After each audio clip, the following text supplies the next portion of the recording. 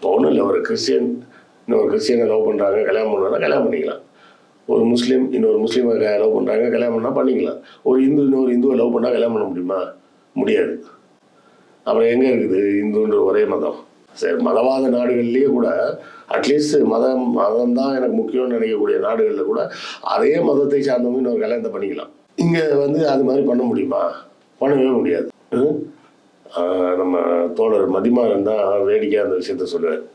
நீங்கள் போய் ஒரு முஸ்லீம் பொண்ணை ஒரு பையன் லவ் பண்ணிட்டானா கூட அந்த பாய் வந்து ஒரு சாய்ஸ் கொடுப்பாரு.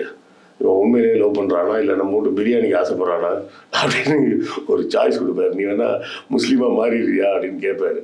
மாறிடுறேன்னு சொல்லிட்டான்னா சரின்னு கல்யாணம் பண்ணி வச்சுருவாரு. நீங்கள் இங்கே போய் கவுண்டர் ஐயா, நாங்கள் வேணா கவுண்டராக மாறிடுறேன், எனக்கு உங்கள் பொண்ணை கட்டி வைங்கன்னு சொன்னால் கட்டி வைப்பாங்களா? கட்டி வச்சு தான் அடிப்பாங்க அப்படின்னு சொல்லி அவர் கிண்டலாக சொல்லுவார். நம்ம ஊரில் வந்து மதம்னு ஒரு அடையாளமே கிடையாது, சாதி மட்டும்தான் இருக்குது.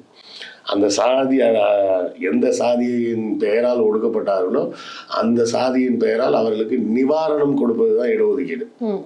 அவர்களுக்கு சலுகைலாம் கொடுக்கல.